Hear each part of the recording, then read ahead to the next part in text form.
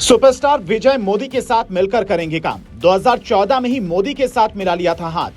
विजय ही बनेंगे मुख्यमंत्री, नहीं होगा दोबारा चुनाव। कांग्रेस के साथ तीन पार्टियों का सीएम को समर्थन। 2014 में मोदी ने किया था कॉल, गुजरात मॉडल की तरह तमिलनाडु में चलेगा ऑपरेशन क्लीन। तमिलनाडु के भावी सीएम विजय की जिंदगी अपने आप में एक कहानी है। फिल्मी दुनिया के सुपरस्टार को जनता ने चुनाव में अपना महानायक चुन लिया। दक्षिण भारत की राजनीति में ऐसा होता है, लेकिन कोई सुपरस्टार पहली बार ही सीएम बन जाए, ये सिर्फ दूसरी बार हो रहा है। 2014 की ही बात है, जब नरेंद्र मोदी पीएम के उम्मीदवार थे। उन्होंने विजय को मिलने के लिए बुलाया। ये उसी वक्त की फोटो है। सोफे पर बैठे जोसेफ विजय ने इसी मुलाकात के बाद मन बना लिया। वो पीएम मोदी का हमेशा सम्मान करने लगे और जीत के बाद भी जब पीएम ने बधाई दी तो उन्होंने बेहद सरलता से उनका आभार जताया।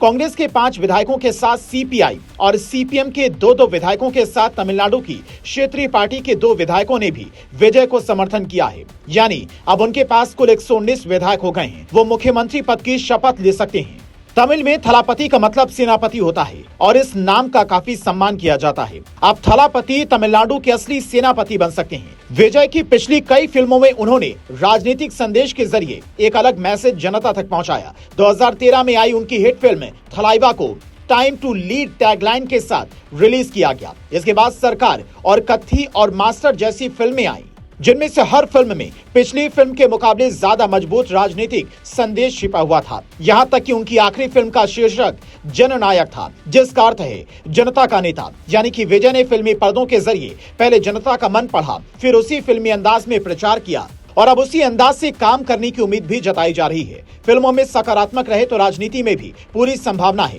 केजरीवाल और ममता बनर्जी की तरह पीएम मोदी से लड़कर नहीं, बल्कि मिलकर काम करने का इरादा तैयार करेंगे। तमिलनाडु के सुपरस्टार के साथ मिलकर नरेंद्र मोदी वहां हिंदी और तमिल भाषा के बीच में बढ़ती दूरी को भी कम करने की कोशिश कर सकते हैं। अर्थव्यवस्था के लिहाज से ये प्रदेश बड़ा है। यहाँ बिहार और यूपी के लोग काम करने जाते हैं, तो मोदी और विजय मिलकर बिहार से तमिलनाडु को जोड़ने की कोशिश कर सकते हैं। हालांकि सियासी नायक को जनता क्या लंबे वक्त तक नायक मानती है, ये भी देखना होगा।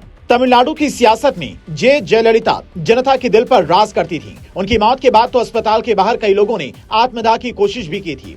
उत्तर भारत में बेशक बॉलीवुड का कोई बड़ा सुपरस्टार सियासत में कुछ बड़ा नहीं कर पाता, लेकिन साउथ में ये कल्चर पुराना है। वहां सुपरस्टार की मौत पर भी समर्थक जान लुटा देते हैं। तमिलनाडु में ज्यादा विदेशी निवेश अपना ब्रांड स्थापित करना चाहते हैं, जैसे अमेरिका की एप्पल हो या फिर दूसरी कंपनी। ज्यादातर कंपनियों की चॉइस में आंध्रा, तमिलनाडु जैसे राज्य सबसे ऊपर रहते हैं।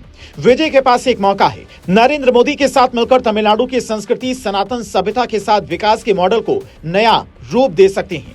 उनके शपथ में कई दिग्गज नेता शामिल होंगे। उम्मीद के मुताबिक बीजेपी के बगल शपथ कार्यक्रम के बाद तमिलनाडु में विजय का समारोह होगा और उसमें पीएम मोदी भी जा सकते हैं।